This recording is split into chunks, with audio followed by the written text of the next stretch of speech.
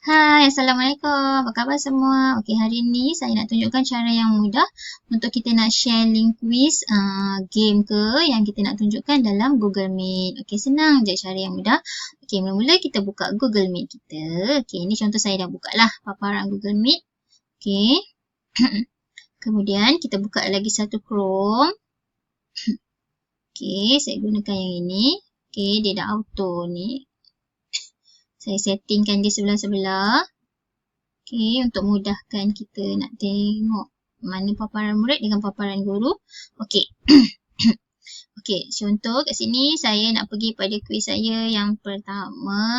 Okey, saya buka dululah. Contoh saya nak guna yang ini, word search. Okey, kat sini dia dah ada dah. Button share, just klik share sahaja. Okey, kalau yang ini ada teachers, maknanya kita nak dapatkan link dan kita nak murid kita buat masa Google Meet masa ni. Yang kita nak ajar. Kalau yang ini kita nak bagi dia assignment, maksudnya kita nak bagi link tu dan murid-murid boleh jawablah kuis tersebut.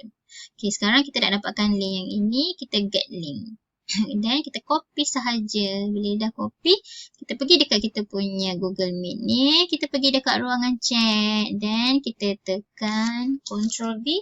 Ataupun kita klik sini, boleh tekan paste pun boleh. Kita nak control dengan V pun boleh. Tak kisah. Dan kita bagi tahu murid kita. Okey, cikgu dah masukkan link, quiz, word wall. Contohnya dekat ruangan chat. Boleh klik. So, murid akan klik lah. Okey, dia akan klik. Okey, bila murid kita klik, saya buka dulu. So, okey, paparannya ni murid kita yang akan dapat. So, murid dapat soalan ni, paparannya ni dan dia akan jawab. Dan bagaimana caranya kita nak share dengan murid-murid kita apa kuis tu dalam kita punya Google Meet? Okey, senang sahaja. Okey, kita pergi dekat kita punya Google Meet. Pergi dekat sini, tekan present now. Kita pilih a window. Okey, dia dah ada dah ni. Kita klik yang ni, word search ni. Contoh ni word wall kan. Kita tekan share sahaja.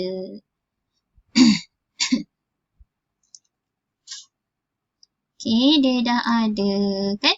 Dia dah ada. So, yang ni paparan murid. Murid akan jawab sendiri. Yang ini paparan guru. Ni akan nampak. Okey, kalau contoh saya, macam mana kita nak handle yang ni? Kita pangkas sini tau, sebelah sini. So, kita tekan start.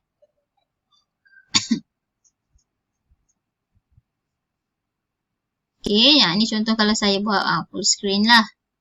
Okey, kalau kita kecilkan sikit macam ni lah. Okey, kita cari huruf dia, alif, lam, ha, mana. Kan? Ada tak? Okey, contoh macam ni. Okey, dapat satu jawapan. Lepas tu kita boleh bincang jawapannya dengan murid-murid kita. Jadi begitulah caranya kita buka apa kuis tu. Contoh kita klik share dan kita tekan dekat chat. Kita pastekan dan minta murid kita untuk klik link tersebut, jawab dan boleh bincang bersama-sama. Okey, begitu sahaja. Mudah sangat. Semoga bermanfaat. Okey, Assalamualaikum warahmatullahi wabarakatuh.